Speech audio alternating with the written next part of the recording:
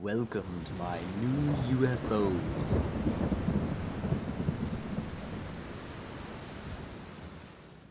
Hello! Okay, so what I'm going to be doing in the next few videos is trying to help you understand as a play-by-play, sort of general overview of my life and what built me up until now. And I think that this is an important thing to put out there, as there are a lot of people going through a transition in their life, whether it be male to female, female to male, or anything in between. It helps normalize the growth period of people in these positions, including myself, which is why I'm going to put this out there. First of all, I'm sorry that I'm sick. I'm going to sound sick throughout these videos, and it's because I am, so sorry about that. I am having a really hard time trying to put all of this stuff into words, as I do not do so often. In fact, I may have only tried to talk about this with a few select, very, very select people, one being my therapist. I might cut in and out with input that I decide I should add in later, so I might be in different outfits, and that would be why, because I'm like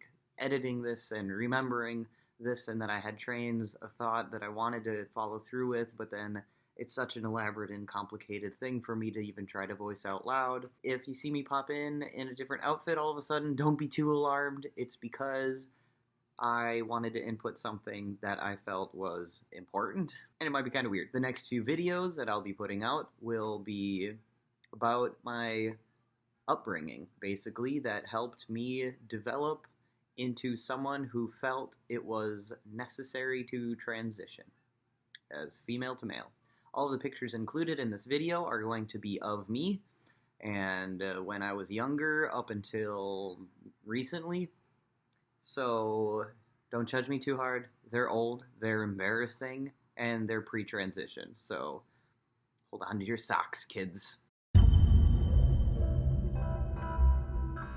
while ago I started a GoFundMe. I said that no matter how much the GoFundMe makes, I'm going to use that as motivation to make a follow-along vlog series about my experience. Any help would be greatly appreciated, and therefore, if you see the link in the description and you're like, hey, I have some $5 that I'd be willing to donate, you should hit me up and put it in my GoFundMe in the description in there. Looking back at my past is kind of comical because I can find hints of me struggling with my gender identity throughout my life. For instance, when I was really young on an airplane going to someplace across the United States with my family, and the flight attendant comes by and asks, "Excuse me, little boy, would you like some peanuts?" And I was like, I'm not offended by this. My little kid head was like, ha ha ha ha, boy. And then I looked at my dad and he wasn't paying attention, so I was just like, no thank you.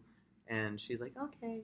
And then she went on her way. But I mean, that experience in itself, the lack of discomfort that her calling me that gave me, should have been a bigger sign. I would jump on the trampoline with my friend. We would be in our bathing suits. As probably a 9-year-old little female, I would wear a one-piece bathing suit and put bouncy balls in the bottoms of my bathing suit to simulate having male genitalia as I bounced on the trampoline, so it would give me a sense of something that wasn't there. I know it was weird. When I was a kid, I knew it was unusual. I tried to tell my friend to do it so I felt less of an outcast. She did not do so. I was like, you really gotta try this. It makes you feel like you're a boy. She would not do it. I used to go into my parents' closet when my sister weren't home, and I would look over my parents' entire wardrobe in their closet, their dressers and whatnot,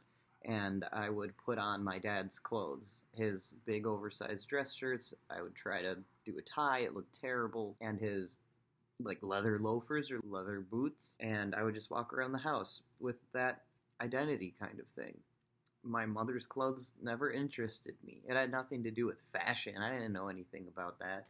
It was just a kind of vague aesthetic that I felt would be interesting to imagine myself in, future tense, obviously, because they're adult clothes, and I was a very small child. I didn't start looking into my own identity and trying to figure out myself until the end of high school when I was graduating, because I was way too focused on my own emotional imbalance, which was the struggle of my life throughout high school was, I mean, everybody kind of goes through this like post-pubescent, pre-pubescent type of deal where they're trying to identify their purpose in life and why life is the way that is and their struggles and what they mean and how they fit into everything and why their feelings are as strong or not strong and why aren't they the same as everybody else. And it's very normal, very, very normal for kids or teenagers to go through this.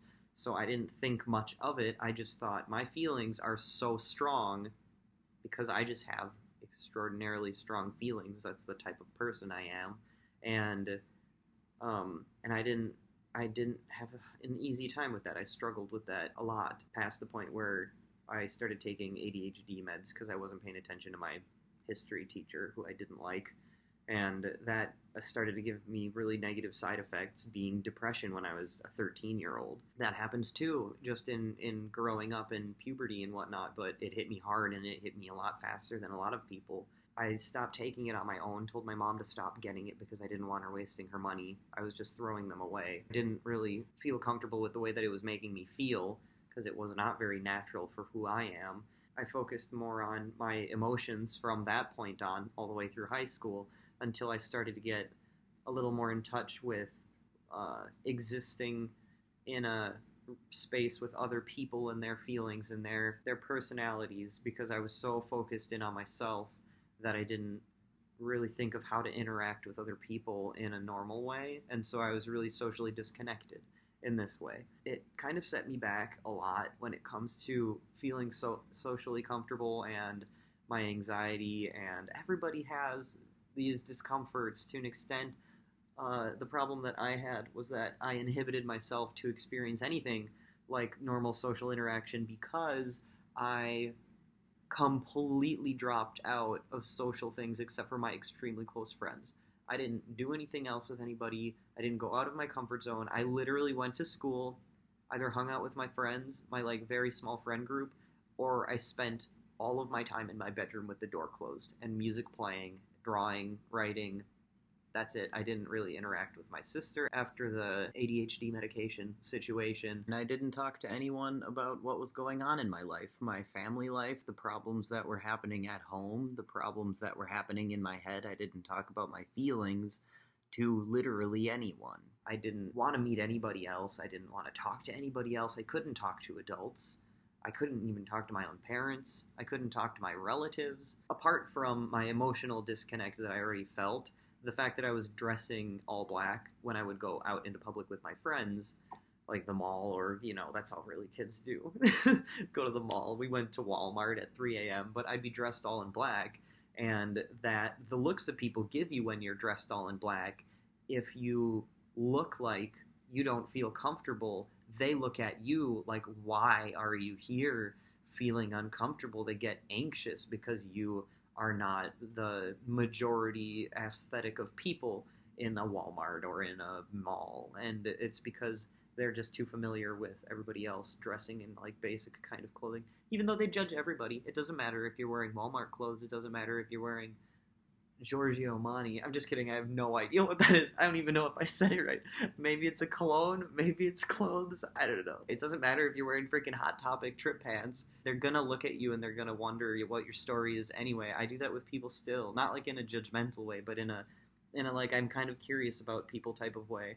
But anyway, so that made it really hard for me, and I couldn't focus on my identity because I was too focused on trying to figure out my emotional instability. And that was due to the depression, and that was due to the side effect of the medication, in addition to the depression that I was already feeling going through puberty after that, and then the depression of my family life and my role that I played in it wasn't helpful, and my outbursts. I was a very troublesome child to my parents. I would sneak out of my bedroom at 3 a.m. out the window and go hang out with my friends at a park. Like, we'd just sit around in a circle. We weren't even doing anything, just talking, drinking energy drinks, and hanging out. There wasn't even alcohol or drugs involved. That's literally all I did. But the fact that I did do that and I didn't talk to my parents about it, I just escaped and would be gone.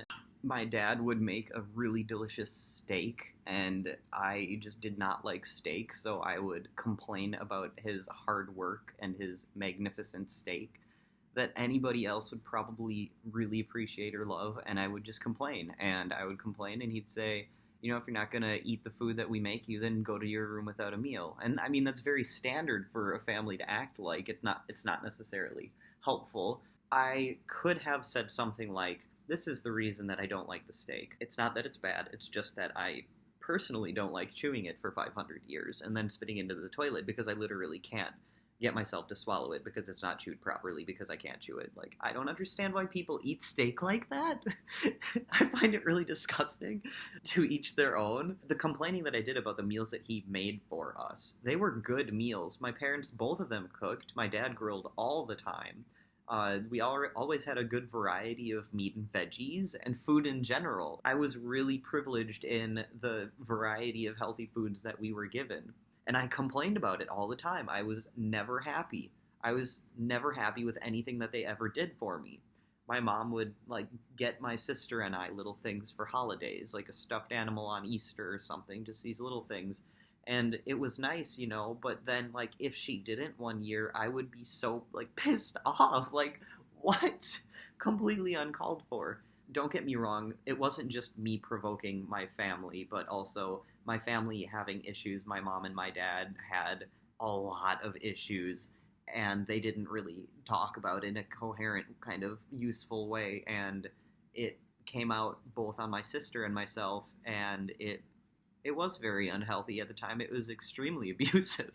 And I laugh, but it had a very strong effect on me and how I understood family relationships to be. And so when I would go to my friend's house and they would interact with their family pleasantly, I was like, what is this? Like, what the hell is this magical fairyland that you live in with, like, happy family life?